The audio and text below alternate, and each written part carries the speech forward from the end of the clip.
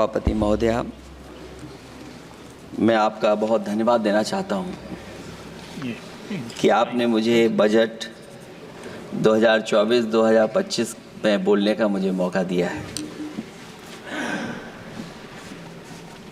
इस सरकार का लगातार ये 11वां बजट है। 11वें बजट के बाद भी नाउम्मीदगी दिखाई दे रही है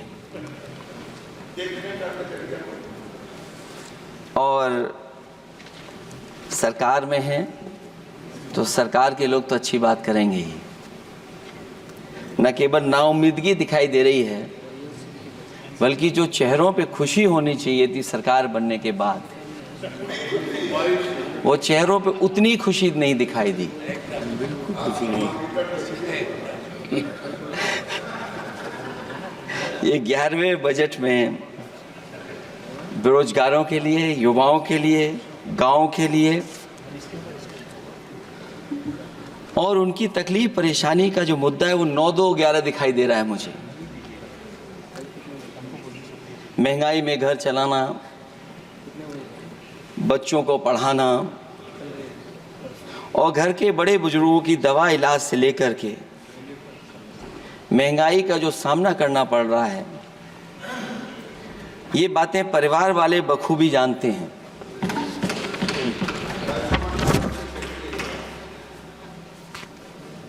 मैं जब सत्ता पक्ष के लोगों के जो आंकड़े देखता हूं और सुनता हूं, अगर इतना सब कुछ 10 साल में अच्छा हुआ है तो आप हंगर इंडेक्स में कहां खड़े हैं? अगर 10 साल बाद भी यही बात सत्ता पक्ष की तरफ से आएगी कि हम कहां खड़े हैं। आपने बड़ा सपना दिखाया make in India. Uttar Pradesh जैसे बड़े स्टेट से सबसे ज्यादा लोकसभा के सांसद चुने जाते हैं।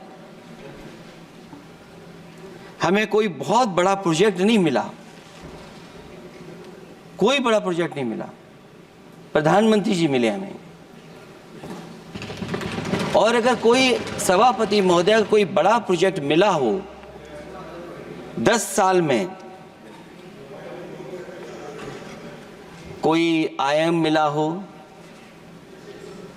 कोई IIT मिली हो और जो IIIT किसी समय पर उत्तर प्रदेश को मिली थी, क्या उसमें क्या सहयोग सरकार की तरफ से हुआ है? न केवल ये संस्थाएं बल्कि गवर्नमेंट जो एजुकेशन की इंस्टीट्यूशंस हैं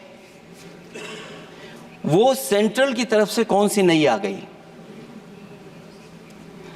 मेडिकल के क्षेत्र में कोई बड़ा संस्था आई हो? जो 2 एम्स आए हैं, मुझे याद है कि रायबरेली का एम्स भी समाजवादी सरकार में जमीन दी गई, उसके परिणाम है कि वह एम्स बन गया। गोरखपुर में भी जो एम्स आया, समाजवादी सरकार थी, जमीन दी गई, तब एम्स आया। और जो एम्स आ भी गए हैं अगर वहां 2, क्या उनमें पर्याप्त इलाज मिल पा रहा है? केवल यही नहीं, मेक इन इंडिया सपना तो ये दिखाया गया था कि अगर प्राइवेटाइजेशन हो जाएगा तो नौकरियां मिल जाएंगी। कुछ हद तक तो बहुत सी चीजें प्राइवेटाइज हो गईं, लेकिन नौकरियां कम होती चली गईं। और जो सबसे बड़ा सवाल है, जो पीड़ित परिवार के लोगों को जो हक और सम्मान मिलता है, क्या ये सरकार वो दे पा रही है? टैक्स कलेक्शन में सपना दिखा रहे हैं कि हम यहां पहुंच गए हैं, आखिरकार एक्सपोर्ट क्यों कम होता चला जा रहा है? और हम जो ट्रेड डेफिसिट है उसको कैसे खत्म करेंगे?